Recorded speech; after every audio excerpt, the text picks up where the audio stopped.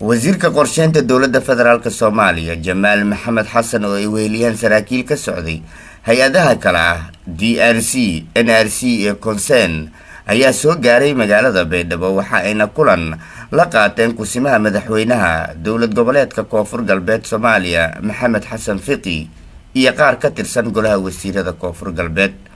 socdaalka wafdigan ayaa ujeedadiisu ahayd sidii hay-adaha oo kaashanaya midowga Yurub ay uga hirgelin lahaayeen magaalooyinka Baydhabo, Afgooye iyo Marka mashaariic dib loogu hagaajinayo nolosha dadka qaxootiga ee dalka dib ugu soo laabtay iyo kuwa gudaha dalka ku barakacay kuwaas oo ay saameysay abaarta ba'an ee ku dhufatay dalka Soomaaliya. wasiirka qorsheynta maamul goboleedka Koonfur Galbeed Soomaaliya Mudane Cabdinaasir Cabdi Caruush iyo wakiilka hay'adda Concern ee Soomaaliya ayaa waxa ay sharaxeen mashruuca ay xilliga uu soconayo iyo degmooyinka loogu talagalay.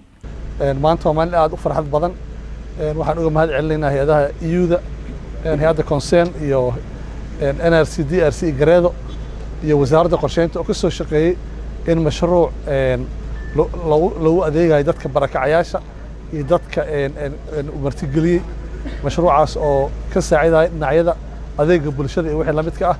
mashruucaas oo ku dhamaad doona bisha Febraayo 2019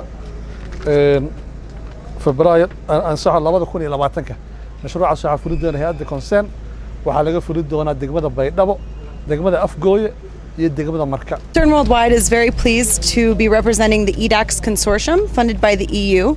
We've been working closely with the Ministry of Planning and other relevant line ministries to ensure that the people of Baidoa, both residents and displaced communities, have access to basic services. So some of the activities that will be starting very soon include health activities, water and infrastructure activities, education.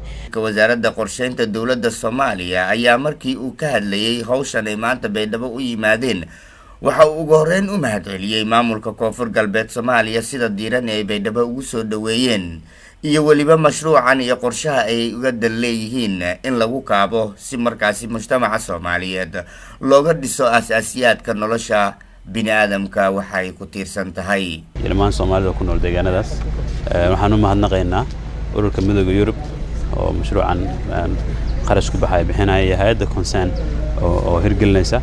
waxaan rabaa inaan si gaar ah u xuso wasaaradda qorsheynta maamulka Koonfur Galbeed wasiirka Naasir Caruush wasiirka xanaanka dawladda iyo dhammaan shaqaalaha wasaaradda oo ka maamulkan iyo wasaaradda qorsheynta federaalka shaqaalahooda oo arrintan aad uga wada shaqeeyay dhammaantood aad iyo aad u mahadsan yihiin. xarajeenna daalad maana si xoojino wada shaqeyntaas dadka wuxuu qaban karnaa inuu qabano ummadda Soomaalida abaaraha iyo sibooyinku abaaruhu keeneen ku habsadeen Ilaahay ka dulqaado ayaan Ilaahay u baryaynaa.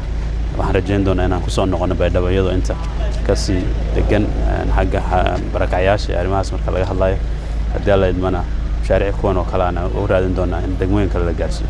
Mukhtaar Sheekh Aadan Dalmar, telefishinka caalamiga SBS, Baydhabo Janay.